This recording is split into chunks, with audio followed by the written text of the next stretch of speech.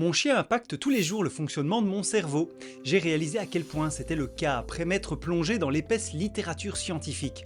Et ce que j'y ai découvert m'a bluffé. Les amis, si vous avez un chien, sachez qu'il modifie bien plus votre cerveau, vos humeurs, votre santé que vous ne l'imaginez. Dans cette vidéo, je vais vous faire un résumé de ce que j'ai appris et je vais vous présenter brièvement quelques-unes de ces découvertes étonnantes. On va voir comment les chiens aident à soigner les malades avant de découvrir comment des chercheurs ont enregistré le cerveau de personnes passant du temps avec ces chiens et comment cela a impacté leur comportement et leur santé. Allez, on ne s'éternise pas, sois le bienvenu dans Science Bestiale.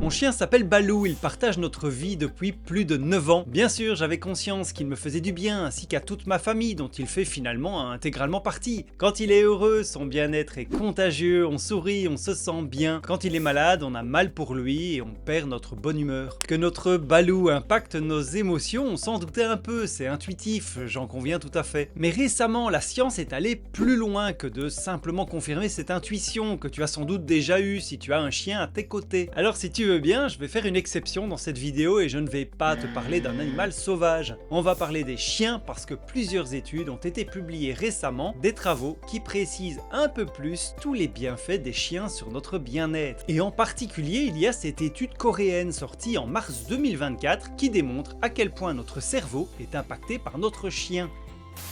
Moi, j'aurais préféré une vidéo sur les chats.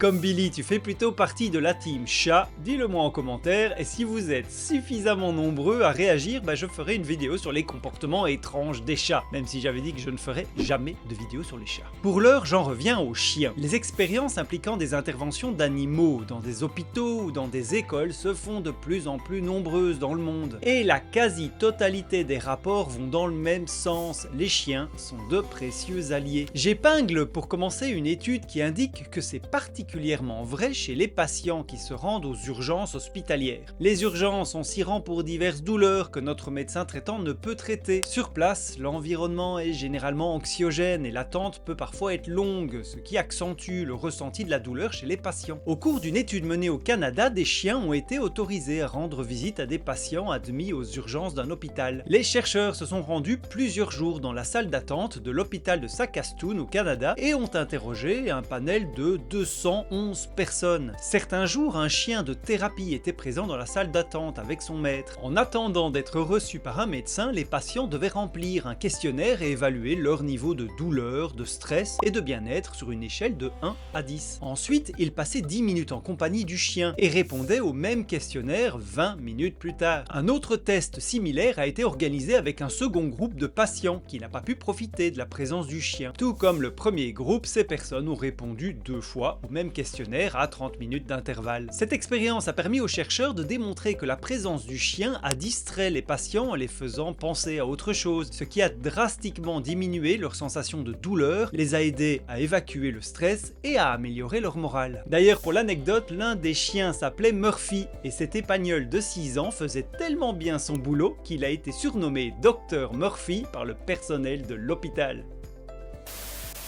Mon chat, je l'ai appelé Poupousse. Bah quoi?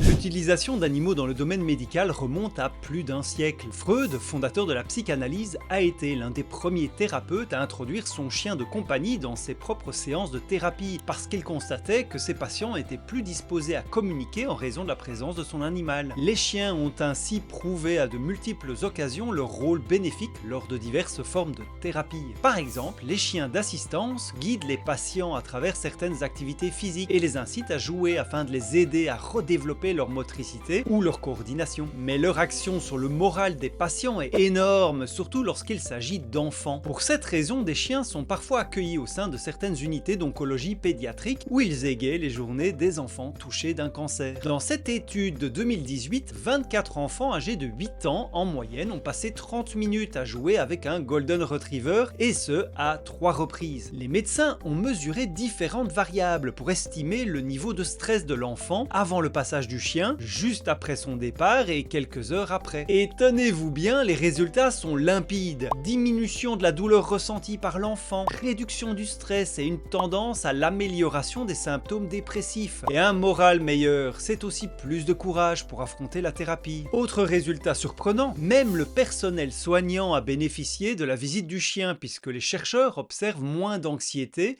et une tension plus basse chez les infirmiers et infirmières qui ont accompagné les visites des chiens. Les chiens peuvent aussi accompagner les thérapies suivies par des patients atteints d'une forme d'autisme en venant jouer le rôle de thérapeute associé. L'animal est là pour promouvoir la qualité de la relation de collaboration entre le patient et le thérapeute. Il facilite l'établissement de la confiance et le sentiment de sécurité qui permettent ensuite au patient de s'ouvrir plus rapidement et de bénéficier davantage de sa thérapie. C'est prouvé, les petits patients coopèrent mieux durant les conversations avec le thérapeute après quelques minutes seulement passées en compagnie du chien. Aux États-Unis, l'université de Yale a décidé de recruter des maîtres chiens qui avaient pour mission d'aller à la rencontre des étudiants pendant la semaine d'examen. Elle a ainsi pu démontrer leur efficacité à réduire leur anxiété. Le simple fait de laisser les étudiants caresser les chiens semblait avoir les effets désirés, ceux-ci témoignant que cela leur avait fait du bien et qu'ils se sentaient moins stressés. Depuis, cette démarche a été répliquée un peu partout aux États-Unis et même en dehors. Les chiens ont été tellement efficaces qu'une autre université américaine, localisée dans le Wisconsin, est devenue en 2014 la première université aux États-Unis à adopter un chien de thérapie à temps plein sur son campus. Et comme mon balou, il s'agissait d'un Golden Retriever nommé Zoé, qui était initialement formé pour interagir avec les gens dans les maisons de retraite, les hôpitaux et dans des situations d'intervention en cas de catastrophe. L'université a même ensuite adopté un deuxième chien qu'ils ont appelé Sage. Voilà, la liste des travaux est longue, mais elle démontre très souvent que la présence d'un chien dans un environnement stressant aide à apaiser le patient et améliore la qualité des soins reçus. Tous ces travaux ont adopté une approche globale. Je veux dire que les chercheurs ont démontré que l'humeur des personnes avait été améliorée par rapport à ce que cette humeur était avant d'avoir passé du temps avec le chien. Mais on ne savait finalement pas si toutes les activités réalisées avec le chien étaient aussi bénéfiques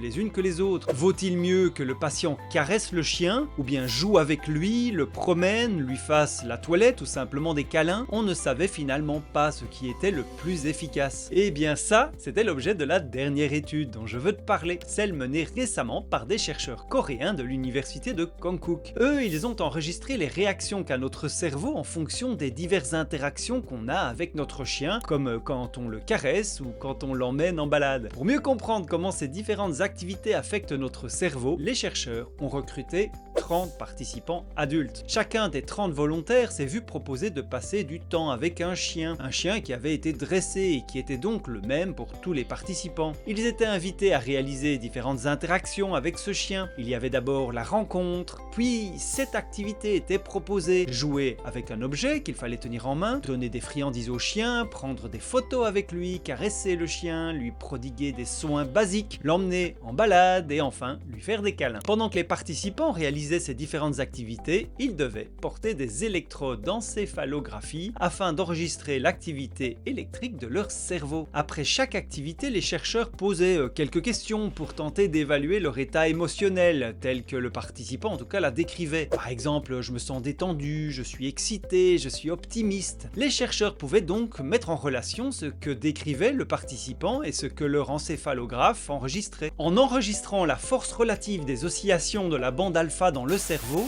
Quoi? Tu dis quoi? Oui, excusez-moi. Disons simplement que les scientifiques ont démontré que les participants qui jouaient avec le chien ou qui le promenaient étaient dans un état d'éveil détendu. Leur cerveau se plaçait en mode relaxation, un état que certains thérapeutes recherchent chez leurs patients. Par contre, les chercheurs notent que l'impact du chien sur le cerveau n'est pas le même pendant le toilettage, pendant des séances de caresses ou de jeux. Là, ils ont enregistré que la force relative d'oscillation de la bande bêta augmentait et que... Ouais, l'appareil démontrait que ces patients-là étaient très concentrés. Leur cerveau était dans un état qui augmentait leur attention et améliorait leur performance à réaliser une tâche particulière. Ces participants ont aussi aussi déclaré se sentir beaucoup moins fatigués, moins déprimés et moins stressés après chacune des 8 activités liées au chien. Ces résultats, ils étaient quasi unanimes pour tous les participants. Cette étude, elle est vraiment chouette, mais je vais me permettre une toute petite critique. Tous les participants sont des volontaires non rémunérés et qui ont répondu à l'appel lancé par les scientifiques. Donc de base, s'ils se sont portés candidats à ce type de test, on peut imaginer qu'ils aiment les animaux. Aucun de ces participants ne craint les chiens, et ça a probablement biaisé un peu les résultats. Car en effet, tout le monde n'est pas à l'aise avec les chiens. Ouais, moi j'aurais préféré une vidéo sur les chats. On commence à le savoir. Tout le monde n'est pas à l'aise avec les chiens, je disais, on peut facilement imaginer qu'il existe des personnes chez qui ces bienfaits ne seraient pas observés, des personnes qui auraient donc conduit à des résultats tout différents. Tous ces travaux sont précieux. Ils vont permettre par exemple de mieux éduquer les chiens d'assistance afin de renforcer les comportements qui aident au mieux les humains qui en ont besoin. Attention cependant que l'utilisation de chiens thérapeutiques doit se faire avec précaution pour respecter l'hygiène, les allergies, la sécurité des participants, mais aussi le bien-être des chiens. La formation tant du chien que de son maître est essentielle et l'intervention du chien doit être consentie et encadrée légalement. Mais ce qui est certain, c'est qu'avec ces résultats, les chercheurs espèrent que des soins thérapeutiques plus ciblés puissent être mis en œuvre pour favoriser la relaxation des patients, aider à leur stabilité émotionnelle, à accroître leur concentration, leur créativité ou leur volonté de travailler à leur rééducation. Pour soutenir notre travail, à Balou et à moi, il te suffit de cliquer sur le gorille qui hurle là-haut et d'utiliser cette autre vidéo pour poursuivre ton aventure dans le monde de Science Bestiale. D'ici à la prochaine fois, je vais lui faire plein de papouilles et allez, porte-toi bien, ciao.